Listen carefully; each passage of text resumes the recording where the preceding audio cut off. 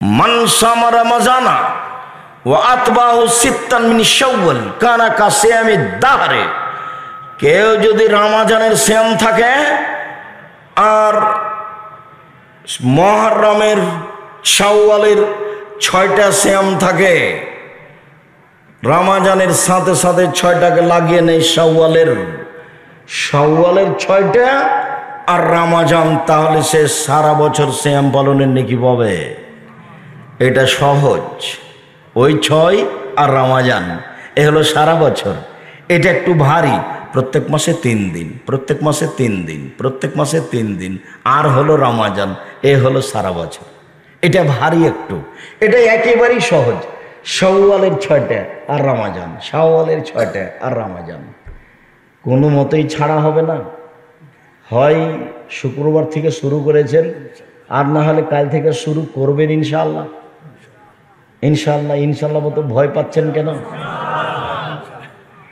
ইবাদতের জগতে সবচেয়ে দামি ইবাদত। উপস্থিত বৈঠকের মুসলিম বোন, কথা শুনতে পাচ্ছেন না, গল্প করছেন? আমি আপনাদের ব্যাপারে যা বলি, আমি আপনাদের কষ্ট দেওয়ার জন্য বলি না। আসলে এমনি তো আল্লাহ রাসূল বলেছেন বুদ্ধি কম, তারপরে বলেছেন যে ওর দিয়ে পুরুষের ক্ষতি হয়। তারপরে আপনারা একটু নিজেরাও বোঝেন যে সারা রাস্তা খালি গল্প করতে করতে এসেছে, আবার গল্প করতেই আছে, আবার গল্প করতে করতেই যাবে। তো একটু বুদ্ধি হয় না কেন যে মহিলা মানুষের চুপ থাকি? আর একজন যদি গায়ের উপর দিয়ে চড়ে চলে যায় তবু মুখ খুলবেন না, মুখখান বন্ধ রাখেন। আর একজন গায়ের উপর দিয়ে চড়ে চলে গেছি, ওর পিছনে একবারে চাঁপাই নবগঞ্জের ভাষাতে লেগে যায় না, গেছে, মুখখান বন্ধ রাখেন, মুখ বন্ধ রাখেন, ফল ভালো হবে। আল্লাহ রাসূল বললেন, শোনো, জাহান্নাম থেকে বাঁচার পথ 3টে। এক, মুখখান বন্ধ রাখো, মুখ ব্যবহার করিও না, মুখ ব্যবহার করিও না, মুখের কারণে জাহান্নাম চলে যাবা। আর সামাজিক অবস্থা নির্বাচনে এমন খারাপ হয়েছে যে একজন আর একজনের কটু কথাও সহ্য করে না। বলছে যে ওকে আগে মার, জেল হাজতে দে, তারপরে কোনো কথা। সবাই সবার মতো আছে। আর মাওলানা সাহেবেরা একজন আর একজনকে এমন গালি দিচ্ছে, এবারে লুটিয়ে খেয়ে দিচ্ছে। মাওলানা সাহেবরা কেমন যে মাওলানা, আমিও বুঝে উঠতে পারি না। যখন কেউ আমাকে খুব গালি দেয়, দিতে দিতে বন্ধ করে, তখন আমি আবার রিং দিয়ে বলি, ভাইজান হয়তো বা আপনার টাকা শেষ হয়ে গেছে, মনে হয় গালি বাকি আছে, তা আপনি স্বাদ মিটিয়ে গালি দিয়ে দেন। আমার জীবনে কোনোদিন কারো প্রতিবাদ করা আমার প্রয়োজন হয়নি, আলহামদুলিল্লাহ। এমন ফিল্ডে আল্লাহ আমাকে রেখেছে, পিছন দিকে তাকানো আমার প্রয়োজন হয় না, আলহামদুলিল্লাহ। কোনোদিন আমার জীবনে সভাপতি, সেক্রেটারি, গ্রামবাসী, কোনো নেতা, কোনো মাতাব্বর, এমপি, মন্ত্রী, তাকে দেখে বক্তব্য দিতে হবে এরকম আমার জীবনে একটা মিনিটও কাটেনি। আমার একটা ভিতরে কাজ করে, ওকে আমি উঠাইতে পারি আর বসাতে পারি, আলহামদুলিল্লাহ। আমি মানুষের পয়সায় পড়াশোনা করিনি। আমার বাপ হলো ছোট্ট কৃষক মানুষ। আমার বাপ আমার কাছে টাকা পাঠাতেন, সরিষা বিক্রি এত টাকা, কালাই বিক্রি এত টাকা, ধান বিক্রি এত টাকা, রায় বিক্রি এত টাকা, 1000 টাকা পাঠালাম।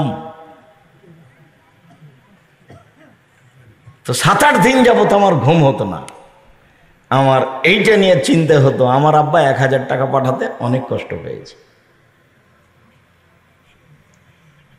ছাত্র জীবন শেষ হওয়ার পরে শিক্ষক জীবনে কোনোদিন আমাকে মানুষকে পয়সার কথা বলা লাগেনি, বেতন আমার বেশি করে দেন এই কথা বলা লাগেনি।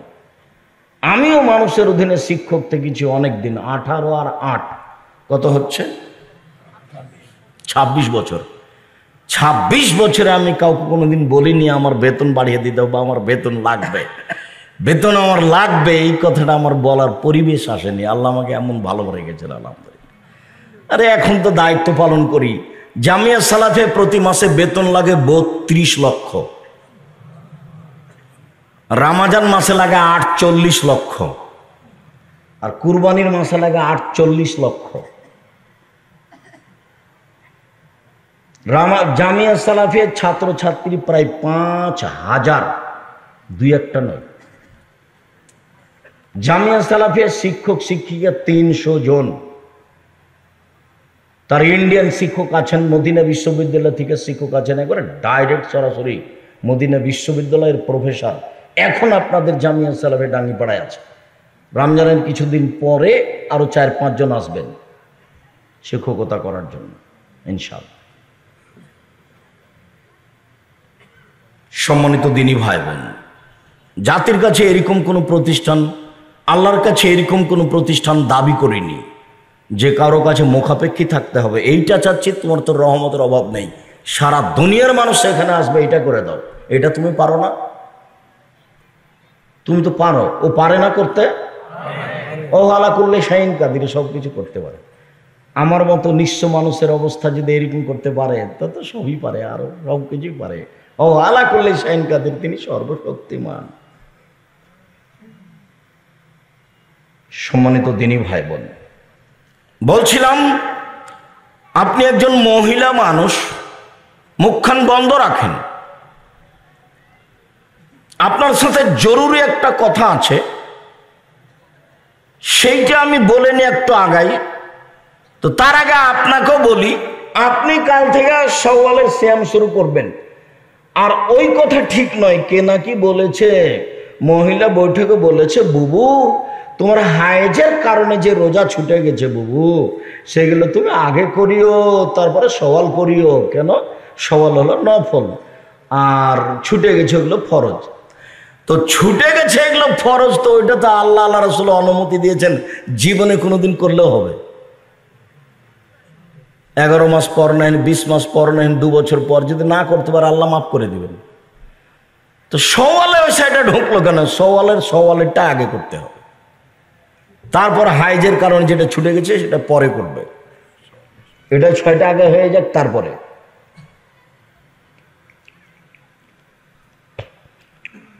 সম্মানিত দিনী ভাই বোন, বলছিলাম মহিলারা সওয়ালের 6টা করবে, ধারাবাহিক করবে, এই কথাই ঠিক।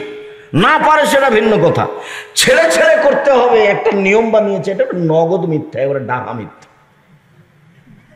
ধারাবাহিক করবে, এটাই ভালো। না পারলে করলো একরকম করে, কিন্তু ছেড়ে ছেড়ে করতে হবে, এই কথাও মিথ্যে। আগে হাইজেরটা করতে হবে, তারপরে সওয়াল করতে হবে, এই কথাও মিথ্যে। অতএব আপনি মুসলিম বোন, আপনার কাছে এই মুহূর্তে আছি, আপনিও আগামীকাল থেকে বা 2 দিন 1 দিন পর থেকে করেন ইবাদতের জগতে সবচেয়ে দামি ইবাদত সিয়াম, নফল সিয়াম পালনে অভ্যাসী হন। বৃহস্পতিবার সোমবার সিয়াম থাকেন, মানুষের রিপোর্ট সাপ্তাহিক আল্লাহর কাছে এই 2 দিনে পেশ করা হয়। শাবান মাসে বেশি বেশি সিয়াম থাকেন, বাৎসরিক রিপোর্ট শাবান মাসে পেশ করা হয়। বাৎসরিক পাপ নেকি কোন দিন পেশ করা হয়? কখন? শাবান মাসে। আর সাপ্তাহিক পাপ নেকি কোন কোন দিনে পেশ করা হয়? বৃহস্পতিবার আর সোমবার। আল্লাহ নবী বলছেন, তুরাজুল আমালু ইয়াউমাল ইসনাইন আল খামিস ওয়া আনা উহিব্বু ইরফা আমালি ওয়া আনা সায়েম। বৃহস্পতিবার সোমবার মানুষের পাপ নাকি আল্লাহর কাছে পেশ করা হয়। আমার মন চায়, দেখো তুমি আমার রিপোর্টটা দেখো, এই যে দেখো আমি বৃহস্পতিবার সোমবার সিয়াম আছি, আমার রিপোর্টটা তুমি সিয়াম অবস্থায় দেখো। আমি তোমাকে আমার রিপোর্ট কি অবস্থায় দেখাতে চাচ্ছি? সিয়াম অবস্থায়। শাবানের সিয়াম থাকবে 1 থেকে 15 পর্যন্ত, তোমাকে আমি রিপোর্ট দেখাবো সিয়াম অবস্থায় বাৎসরিক। এটা আমার মন চাই। অতএব সম্মিলিত দিনী ভাই বোন, মুহররমের 2 দিন সিয়াম থাকুন, আরাফার 1 দিন সিয়াম থাকুন, প্রতি মাসে 3 দিন সিয়াম থাকুন, শাওয়ালের 6টা সিয়াম থাকুন, বৃহস্পতিবার সোমবার সিয়াম থাকুন, আর শাবান মাসে একটানা 15 দিন সিয়াম থাকুন। আর জুলহিজ্জার 1 থেকে নিয়ে 9 পর্যন্ত, 1 থেকে নিয়ে 9 পর্যন্ত একটানা সিয়াম থাকুন। আপাতত সংক্ষিপ্তভাবে সিয়ামের কথা শেষ করলাম। শাওয়ালের সিয়াম পালনের অনুরোধ জানিয়ে চলেন ঈদের দিন। ঈদের দিন সকালে কি করতে হবে, আমি আমার দিনী বন্ধুর কথাটাকে শেষ করে নিই। বেশি কথা নয়, অল্প। মক্তব চালু করতে হবে দেশ জুড়ে, এ কথাই ঠিক। আমি বাসা থেকে বের হয়ে মসজিদে যাই, পাশে আম গাছের নিচে গাড়ি দাঁড়িয়ে আছে, তো গাড়ির গায়ে লেখা আছে আল্লাহ। আমি এটা বুঝতে পারি না, কয়েকদিন দেখলাম গাড়ির গায়ে লেখা আছে আল্লাহ। তা আমি এক সময় বলছি, আব্বু গাড়ির গায়ে লেখা আছে আল্লাহ, এটা কি? তখন আমাকে বলছে, আব্বু আপনাকে তো প্রায় 30 বছর যাবৎ বক্তব্য দিতে দেখলাম, 30 বছর যাবৎ, 30-32, আর আমিও পৃথিবীর বিভিন্ন দেশ ঘুরলাম। তাতে আমি বুঝলাম যে ইহুদি আর খ্রিস্টান বিদ্যা বেচে খায়, বুদ্ধি বেচে খায়, কলা কৌশল দিয়ে দেশ দখল করে।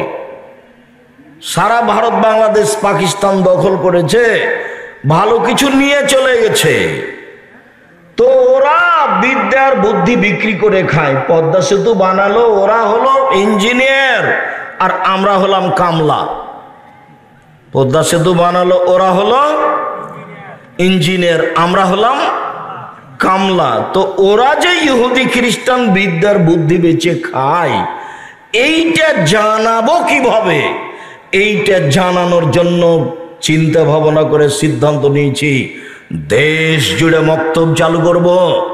মুসলমানের ছেলে মেয়েকে 100% আকিদা শিখাবো, কোরআন শিখাবো। আকিদা শিখাবো, কোরআন শিখাবো, ইনশাআল্লাহ সারা দেশ জুড়ে মক্তব চালু করব। এই সুবাদেই আমি বই লিখেছি, বই ছাপিয়েছি, সিলেবাস তৈরি করেছি, মক্তব চালু করেছি, মক্তবের ইমামের প্রশিক্ষণ চালু করেছি। আসবে ফ্রি, যাবে ফ্রি, খাবে ফ্রি, বই দেবো ফ্রি, এবং প্রশিক্ষণ নিবে।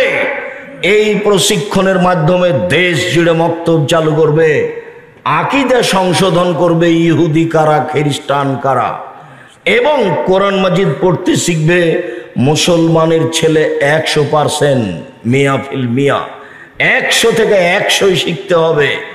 এই লক্ষ্যে দেশ জুড়ে মক্তব চালু করব। তার নাম দিয়েছি আল্লাহ, মসজিদ ভিত্তিক শিক্ষা কার্যক্রম, মসজিদ ভিত্তিক দাওয়াতি কার্যক্রম। তাই গাড়ির গায়ে লেখা আছে আল্লাহ। আমি বললাম, আব্বু তোমার পরিকল্পনা সুন্দর, আমরা তোমার এই পরিকল্পনা গ্রহণ করলাম, আল্লাহ তুমি কবুল করো, আল্লাহুম্মা। নিজের ছেলে মেয়ের জন্য যেমন দোয়া করেন, আব্দুল্লাহর জন্য তেমন দোয়া করবেন, ওদেরকে যেন আল্লাহ দিনের খিদমতের জন্য কবুল করেন, আল্লাহুম্মা। সম্মানিত দিনী ভাই বোন, ঈদের দিন, ঈদের দিনের প্রথম কাজ কি? খেয়াল করো এদিকে। ঈদের দিনের প্রথমে 4-5টা কাজ আছে।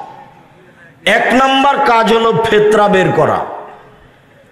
ঈদের দিনই ফেতরা বের করতে হতো, যা আমাদের এইসব মুরব্বী মানুষেরা আজও জানেন, যে আমরাও করেছি, আমার বাপ দাদাকেও দেখেছি ঈদের দিন সকালে ফেতরা বের করতে।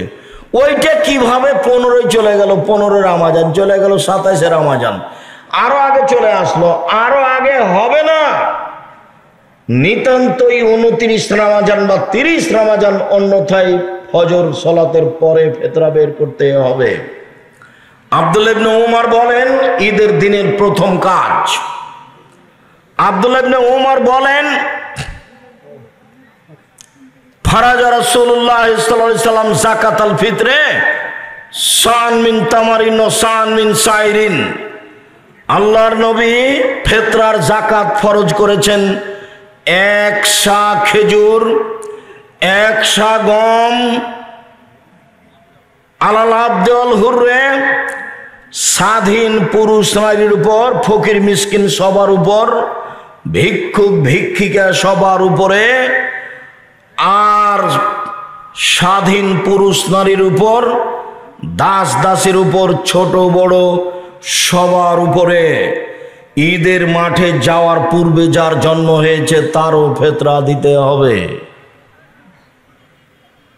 যদি ধরে নেওয়া হয় ফজরের আজানের আগে যার জন্ম হয়েছে তারও ফিতরা দিতে হবে, ঠিক আছে। যদি ধরে নেওয়া হয় যে সূর্য ডুবা পর্যন্ত, রমজান শেষ হওয়ার সূর্য ডুবা পর্যন্ত সন্তান জন্ম নিয়েছে তার ফিতরা দিতে হবে, তো ঠিক আছে। আমরা মনে করি ফজরের আজান পর্যন্ত কোনো ছেলে মেয়ে রাতে জন্ম নিলে তার ফিতরা দিতে হবে, সবাইকেই ফিতরা দিতে হবে। ছোট বড়, শিশু, পুরুষ নারী, দাস দাসী, কাজের মেয়ে, ফকির মিসকিন, সবাইকেই ফিতরা দিতে হবে, দিতেই হবে। চাঁপাই নবাবের ভাষা তো ওকে দিতে হবে, ওর বাপকে দিতে হবে, ফিতরা দিতেই হবে। ফকির হলে ফিরিয়ে দেওয়ার সময় তার চেয়ে বেশি দিয়ে দেওয়া হোক। ও আমার বেহান তুয়াদ্দা কাবলাল খরুজ ইলা সালাহ কাবলা খরুজিন নাস ইলাল মুসাল্লা। ফিতরা বের করতে হবে ঈদের মাঠে যাওয়ার পূর্বে। এই যে বুখারী মুসলিমের হাদিস। ফিতরা বের করতে হবে কখন? ঈদের মাঠে যাওয়ার পূর্বে। আগে যে নিয়ম ছিল সেটাই ঠিক ছিল। আবু সাঈদ খুদরি রাদিয়াল্লাহু তাআলা আনহু বলেন, কুন্না নুখরিজু যাকাতাল ফিতরে, আমরা যাকাতুল ফিতর ফিতরা বের করতাম। সান মিন তামিন, একশা খাদ্য, সান মিন শাইরিন, একশা জব, সান মিন তামারিন, একশা খেজুর, সান মিন তাকাতিন, একশা পনির, সান মিন জাবিবিন, একশা কিশমিশ। প্রথম শব্দ আছে খাদ্য, তার মানে পৃথিবীতে যারা যেখানে যা খায় সেটারই ফিতরা দিবে, খাদ্য শস্য। কেউ যদি মনে করে আটা দিব তো দেখ, তবে ধান দেওয়া ভালো নয়, ধান সরাসরি খাদ্য নয়। আগে কিছু আমাদের গ্রামেও ধান ফিতরা দিত, চাউল গম দেওয়ায় তুলনামূলক ভালো। সম্মানিত দিনী ভাই বোন, আবু সাঈদ খুদরি বলেন, কাদেবা মুআবিয়া হাজ্জানা মুতামিরান ফাকাল্লামান নাস আলাল মিম্বারে, আমরা একসা করে ফিতরা দিয়ে আসছিলাম। হঠাৎ করে মুআবিয়া রাদিয়াল্লাহু তাআলা আনহু সিরিয়া থেকে আসলেন, তিনি মিম্বারে উঠে জনগণের সামনে বক্তব্য দিলেন।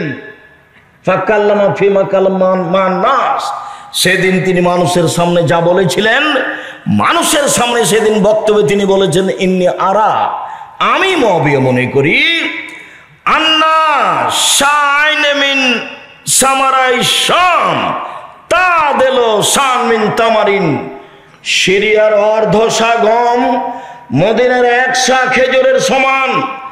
জাতির উদ্দেশ্যে মুআবিয়া ভাষণ দিলেন।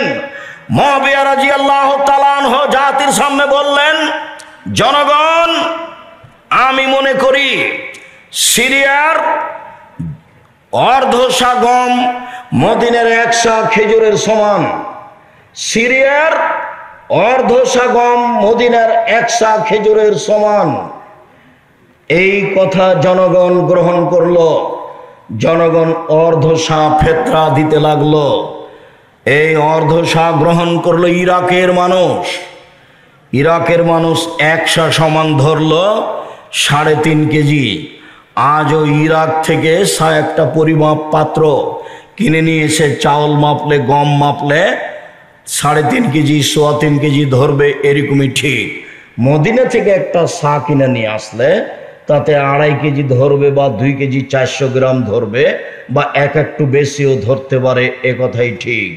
মদিনার সা অনুযায়ী 2.5 কেজি বা 2 কেজি 400 গ্রাম বা তার চেয়ে কিছু বেশি হতে পারে।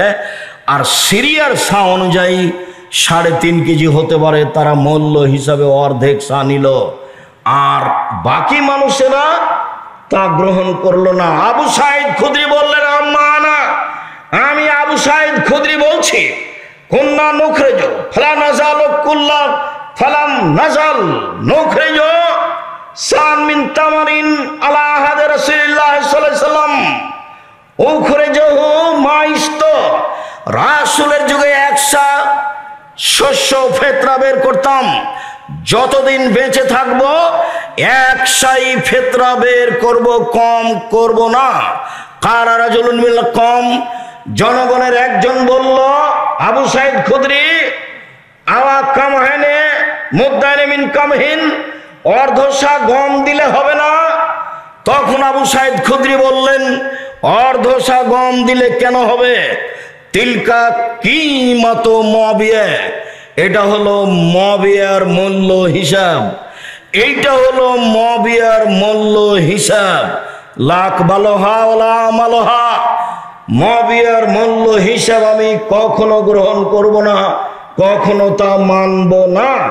মুআবিয়ার মূল্য হিসাব কখনো গ্রহণ করব না, কখনো তা মানব না। এই কথা আবু সাইদ খুদরি রাদিয়াল্লাহু তাআলা আনহু বললেন। আমি বলছি সম্মানিত দিনী ভাই বোন, একসা ফেতরা বের করতে হবে, এ কথাই ঠিক, মূল্য নয়। সারা দুনিয়ার মানুষ যদি মূল্য বের করে তবু তা ফেতরা হবে না, শস্য দিয়েই ফেতরা বের করতে হবে, এ কথাই ঠিক। যখন করোনা ধরেছিল তখন আমি বলেছিলাম কাবা ঘর কেন, সারা পৃথিবীর মানুষ যদি 3 ফুট পর পর সলাতে দাঁড়াই তবু তা বৈধ হবে না। আর যদি কোনোদিন কিয়ামত পর্যন্ত কাবা ঘরে পায়ে পা মিলিয়ে না দাঁড়ায় তবুও তা বৈধ নয়। সেদিন বক্তব্যে বলেছিলাম 3 ফুট পর পর দাঁড়ানো বৈধ করতে হলে মুহাম্মদ সাল্লাল্লাহু আলাইহি সাল্লামকে আবার পৃথিবীতে আসতে হবে। যেহেতু মুহাম্মদ সাল্লাল্লাহু আলাইহি সাল্লাম আর কোনোদিন পৃথিবীতে আসবেন না, কাজে 3 ফুট পর পর দাঁড়ানো বৈধ হবে না।